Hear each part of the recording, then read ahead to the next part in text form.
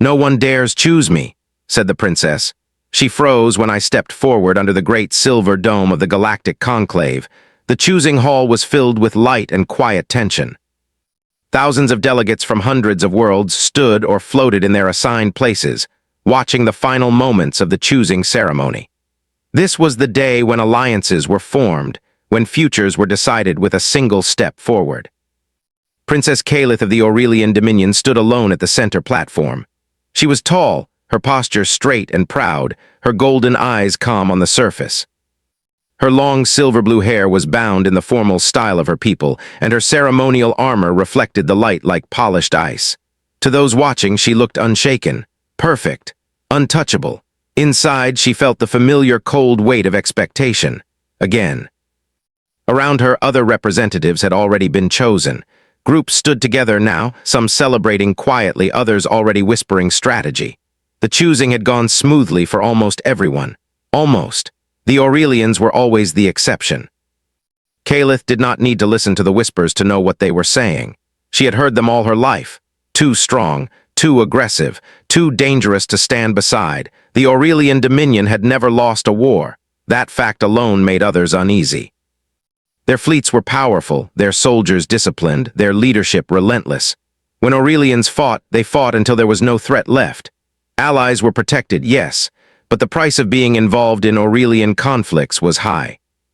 Entire regions of space had changed after Aurelian wars. No one liked that kind of certainty. The choosing was not about strength alone.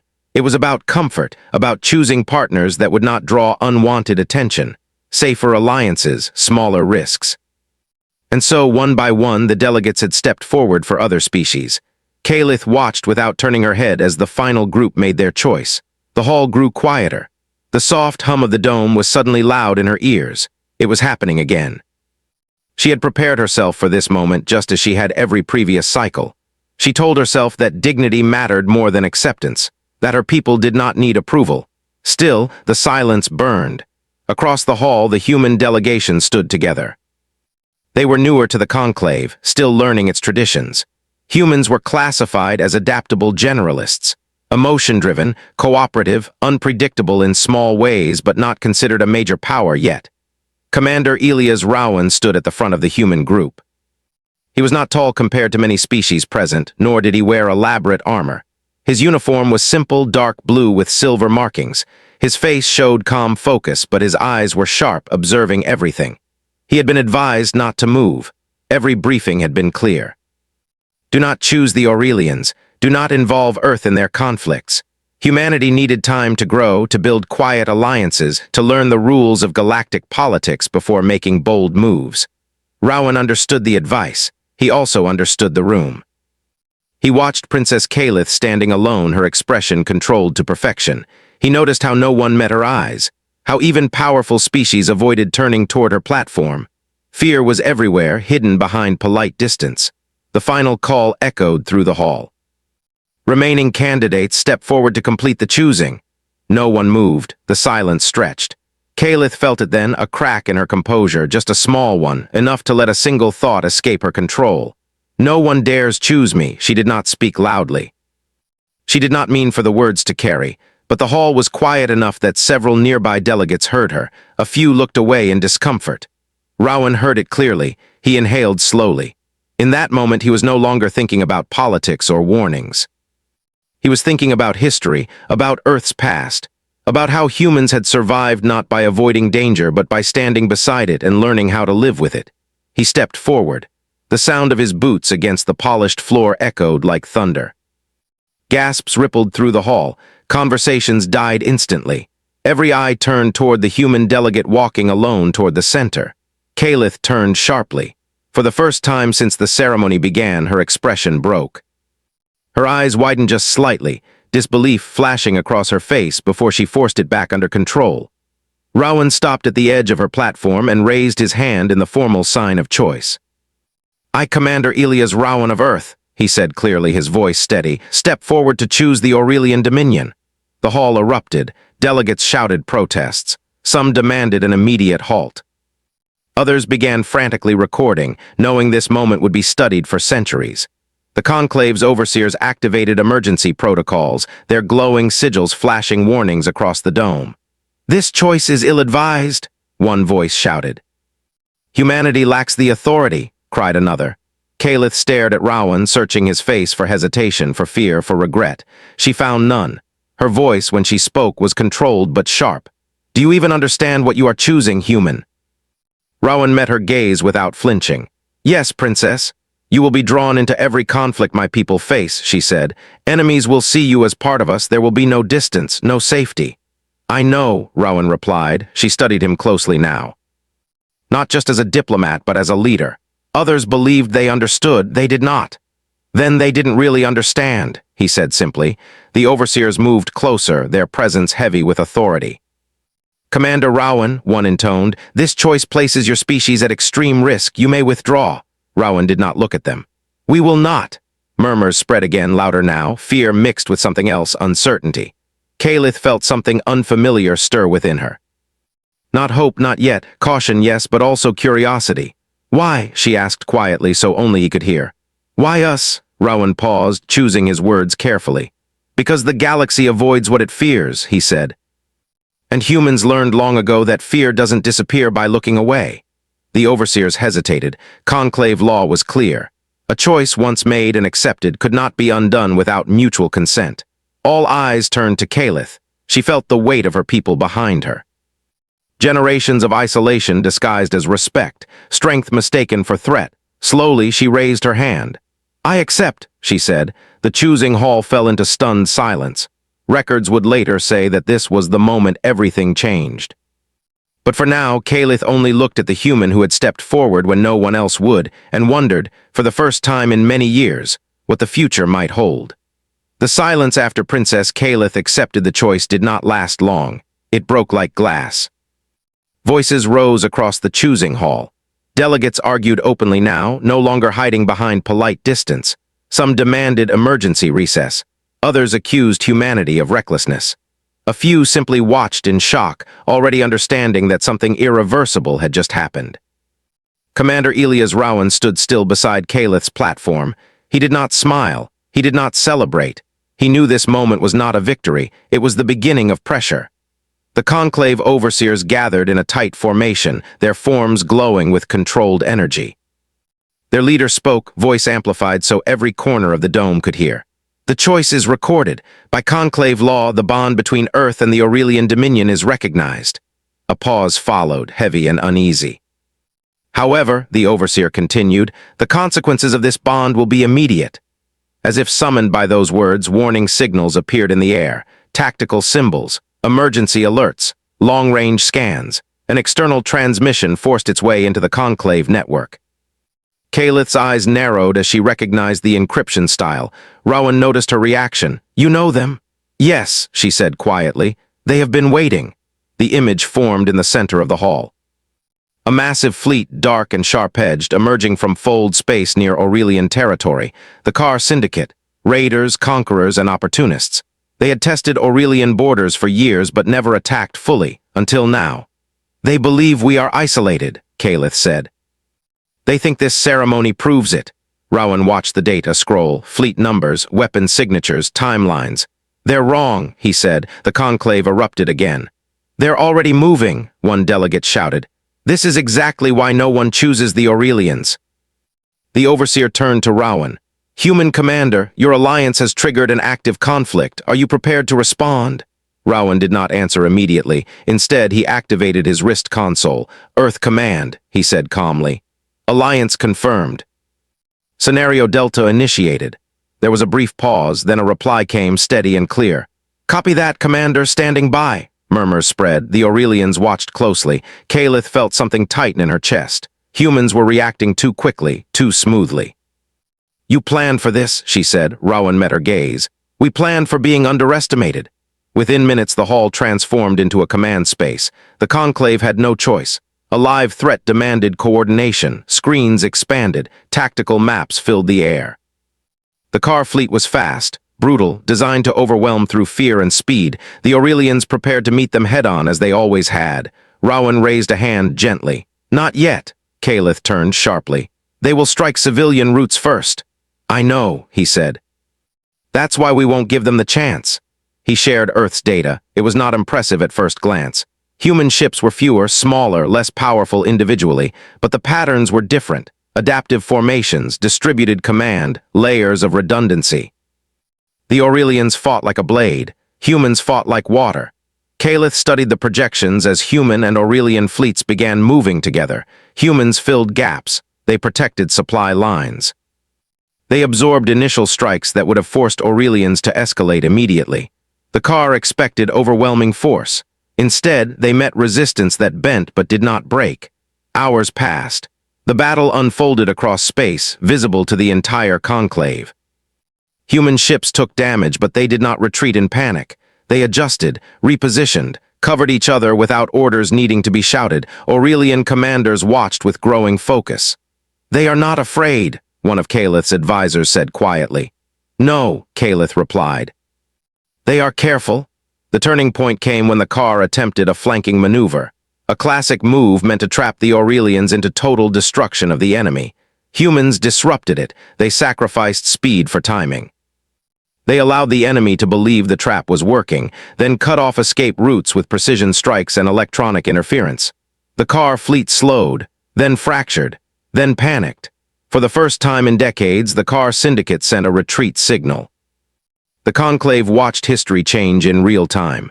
When the last hostile signal faded, silence returned to the hall. Different now, heavier. Calith exhaled slowly. She had fought countless battles, but this one felt different, not because of victory, but because of balance. She turned to Rowan. "You did not force us to become monsters to win," she said. Rowan shook his head. "You never were monsters." The conclave overseer approached again, but this time without accusation in its tone. "The outcome is noted," it said. "The Alliance has altered strategic projections across the region." That was an understatement. Other delegates avoided Calith's gaze no longer out of fear, but calculation. Humanity's presence had changed the meaning of Aurelian's strength. Later, away from the noise and politics, Calith and Rowan stood by a viewport overlooking the stars. "You will be feared now," she said. Rowan smiled faintly. "We already were, just not for the right reasons." She studied him carefully. "You chose us when no one else would. Not because you needed us, but because you understood us." "Yes," he said, "and because we know what it's like to stand alone." Calith nodded slowly. "Then perhaps this alliance will last." Across the galaxy, messages spread. The age of safe choices was over. Humanity had stepped forward, and the universe had learned to pay attention. The galaxy did not sleep after the battle. It watched. Across hundreds of systems, recordings from the conclave spread at impossible speed. Analysts replayed the moment the human commander stepped forward. Strategists paused on the frames where human ships moved into positions no one expected. Politicians argued late into their cycles about what it all meant. For Princess Calith, there was no time to rest. Within days, reports arrived from every border of the Aurelian Dominion. Old rivals were silent. Former aggressors pulled back their fleets. Some sent cautious messages, polite and careful, testing the new balance. Others did not. Calith stood in the war chamber of her flagship, a vast circular room of glowing light and shifting star maps. Her advisors surrounded her, their expressions serious. At her side stood Commander Elias Rowan, now officially recognized as humanity's Alliance Marshal. "You warned us this would happen," Calith said, her voice calm but heavy. Rowan nodded. "Power never goes unnoticed, and it never goes unanswered." A new signal appeared on the central display, not hostile, not friendly, unknown. The transmission opened without threat displays or weapons locks. A single figure appeared, tall insectoid wrapped in ceremonial plating. "The viral combine," Calith said quietly. "Observers, manipulators." The viral representative inclined its head. "Princess Calith." "Commander Rowan, the galaxy has adjusted its expectations." Rowan crossed his arms. "That's one way to say it." The viral did not react to tone. "We wish to propose a conference, neutral ground, immediate." Calith narrowed her eyes. "You avoided us for generations." "Yes," the viral replied, "because certainty is dangerous. Now unpredictability has entered the equation." Rowan glanced at Calith. "They're afraid." "Everyone is," she replied. The meeting took place on a hollowed asteroid station, ancient and cold. Representatives from dozens of species arrived, some openly nervous, others hiding it behind rigid ceremony. Humans arrived without escort fleets. Aurelians arrived with discipline and silence. The contrast unsettled everyone. As negotiations began, it became clear what the galaxy wanted. Limits, rules, agreements to restrain Aurelian escalation and human adaptability. They wanted reassurance that this new alliance would not dominate by force. Kalith listened patiently. Rowan listened carefully. When it was their turn to speak, Rowan stood. "We are not here to promise weakness," he said simply. "We are here to promise responsibility." Murmurs spread. Kalith stepped forward beside him. "The Aurelian Dominion has always defended what is ours. That has not changed. What has changed is that we no longer stand alone." A viral negotiator tilted its head. "And if the galaxy challenges this balance," Rowan answered without hesitation, "then we respond together, calmly if possible, decisively if necessary." The words were not a threat. That made them worse. Weeks passed. Small conflicts flared and died quickly. Pirates vanished from trade lanes. Long-standing border disputes were resolved through mediation rather than war. The presence of the alliance changed behavior without firing a shot. But not everyone accepted it. Beyond mapped space, something ancient stirred. Deep in the void between galaxies, a civilization older than recorded history observed the data streams. They had watched countless alliances rise and fall. They had destroyed empires that grew too confident. Humanity interested them. Aurelians worried them. Together they were unacceptable. The first sign came as a system went dark. No explosion, no debris, just silence. Then another. The Conclave panicked. Emergency messages flooded Earth and Aurelian command channels. The enemy was unknown, its technology beyond standard scans. Fleets sent to investigate did not return. Kalith stood once more beside Rowan, watching the growing void on the star map. "This is not a raid," she said. "This is a test," Rowan nodded. "They're measuring us." Human scientists worked alongside Aurelian tacticians. Data flowed between cultures without barriers. Where Aurelians focused on strength, humans searched for patterns. Where humans adapted, Aurelians held the line. Finally, a signal came, clear, direct, unmistakable. "Withdraw," the voice said. "This region is no longer permitted to grow."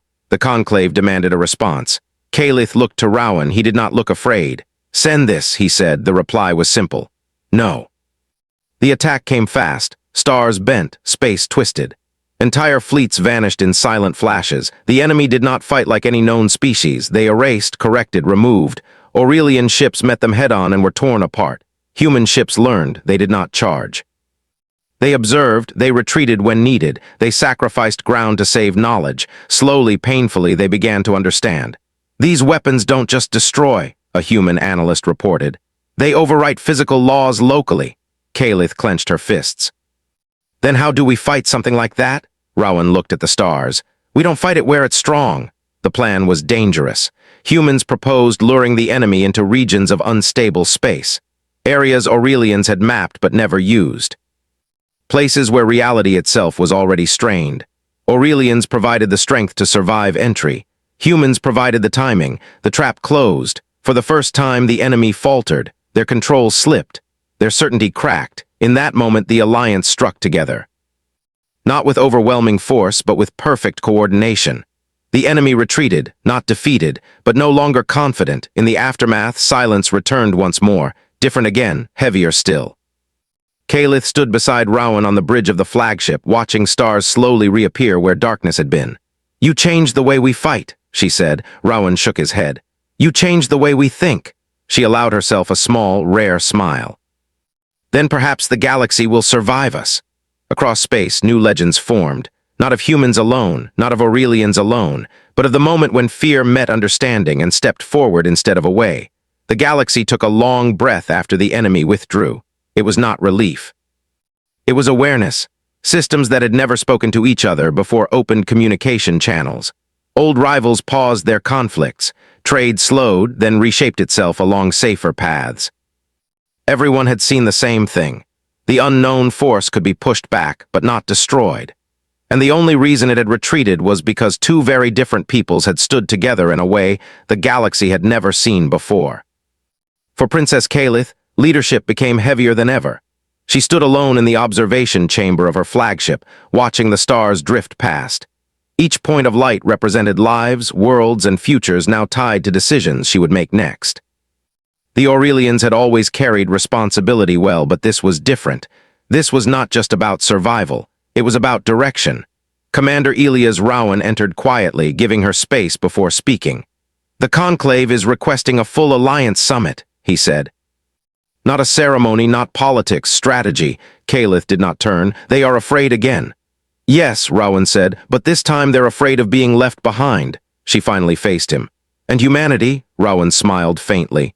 "Humanity is tired, but we're still standing." That truth mattered. The summit was held on Earth. It was a deliberate choice. For the first time in known history, the Conclave left its ancient halls and traveled to a human world. Delegates arrived expecting chaos, noise, and disorder. What they found instead unsettled them more. Earth was alive, not polished, not controlled. Alive. Cities spread across land and sea, glowing with countless small lights rather than grand monuments. Ships moved constantly but not in rigid patterns. Humans walked openly among visitors, curious but calm, unafraid of beings who once towered over them in power and influence. Kalith observed everything in silence. "They don't pretend to be perfect," she said. Rowan nodded. "We never were." The summit chamber overlooked the planet itself. Blue oceans, white clouds, green land, a reminder of what was at stake. When the discussions began, there were no speeches about tradition. No rituals of dominance, just questions. What was the enemy? Where did it come from? How long until it returned? No one had clear answers, but humanity offered something unexpected: honesty. "We don't know how to win yet," Rowan said to the assembled leaders. "But we know how to learn while losing, and we know how to stand together while doing it." Some delegates resisted. They wanted weapons, super fleets, absolute solutions. Kalith stood when the arguments grew loud. "The Aurelians have tried overwhelming force," she said. "It fails against this enemy. Humanity has tried adaptation. It works, but slowly. Alone we will fall. Together we might grow faster than the threat." Silence followed, not agreement, but consideration. The decision that followed changed the galaxy more than any war. A shared defense network was formed, not under the Conclave, not under any single species. A distributed command structure inspired by human systems and supported by Aurelian strength. It was messy. It was inefficient at first. It worked. Years passed. The enemy returned twice more, each time stronger, each time more cautious. And each time the galaxy responded faster. Losses still happened. Worlds were damaged, fleets destroyed, but knowledge spread faster than fear. Children grew up knowing that the stars were dangerous but not hopeless. Kalith aged slowly by Aurelian standards. Rowan aged faster. Humans always did. On the day he stepped down from active command, the Aurelian court sent a message. Princess Kalith herself arrived on Earth, ignoring ceremony. They stood together one last time on a quiet hill overlooking a human city. "You should have been born Aurelian," she said. Rowan laughed softly. "I don't think I'd survive the training." "You survived us," she replied. "That counts." He grew serious. "Do you regret the choice?" Kalith looked at the sky. "Every path carries regret." But that day in the choosing hall, it was the first time in generations that my people were seen, not feared. Rowan nodded. And humanity was finally taken seriously. They watched the stars in silence. Long after Rowan was gone, long after Kalith became legend, the galaxy would remember that moment. Not the wars, not the enemies, but the day someone stepped forward when it was easier to step away. And the universe, for once, did not punish that courage.